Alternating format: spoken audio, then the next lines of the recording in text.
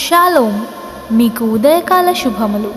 అనుదిన వాక్య ధ్యానం డైలీ బ్రెత్కు మీకు స్వాగతం. Praise the Lord. ఈ దినము కొరకు సిద్ధపరచబడిన దేవుని వాక్యము కీర్తనల గ్రంథము 65:5. మాకు రక్షణకర్తవైన దేవా, భూదిగంతముల నివాసులకందరికిని, దూర సముద్రము మీదనున్న వారికిని ఆశ్రయమైన వాడా, నీవు నీతిని బట్టి భీకర క్రియల చేత మాకు ఉత్తరమిచ్చుచున్నావు. ప్రభునందు ప్రియులారా, దావీదు భక్తుడు ప్రార్థన చేస్తూ మనకు దేవుని పాఠాన్ని నేర్పించడం చూస్తున్నాం. దేవుడు మన రక్షణకర్త, మనల్ని రక్షించగల సమర్థుడు. ఆయన తప్ప ఎవరూ కూడా మనల్ని రక్షించలేరు. ఈ సంగతిని మనం తెలుసుకోవాలి. మనకి క్రమశిక్షణ నేర్పించేవాడు, మనల్ని పరీక్షించువాడు. ఒక్కొక్కసారి నిరాశలుగా ఉన్నప్పుడు, నిరాశల లోయపు అంచులు దాకా వెళ్ళిపోయిన పద్ధతుల్లో కూడా దేవుడు తన జవాబును మన కొరకు సిద్ధం చేస్తాడు. ఆయన మనల్ని విడిపించే విమోచకుడు. అన్నిటికంటే ఉత్తమమైనదే తన పిల్లలకు ఇవ్వాలని ఆయన కోరుతున్నాడు. ఏ పరిస్థితుల్లో అయినా సరే ఆయన నమ్మదగినవాడు.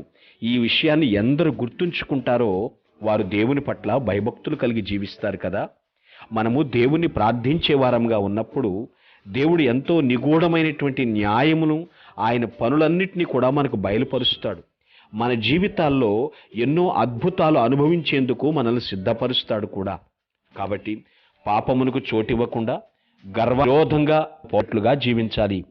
మనకు దేవుడు క్రమశిక్షణ నేర్పించేటువంటి దేవుడని మనం చదువుకున్నాం కదా. ప్రభువా, నీవు నా విషయంలో తండ్రి ఎప్పటికప్పుడు నన్ను కరుణించు దేవుడుగా ఉన్నావు నాయన. ఏ పాటికి ఆ పాటు నేను నీ సన్నిధిలో జీవించుటకు సిద్ధంగా ఉన్నాను, విశ్వాసముతో జీవిస్తాను అన్నట్లు దావీదు వలె మనము ప్రార్థించినప్పుడు దేవుడు అద్భుతమైనటువంటి క్రియలు చేస్తాడు. ప్రార్థనలకు జవాబులు కూడా ఇచ్చేటువంటి దేవుడుగా ఉన్నాడు.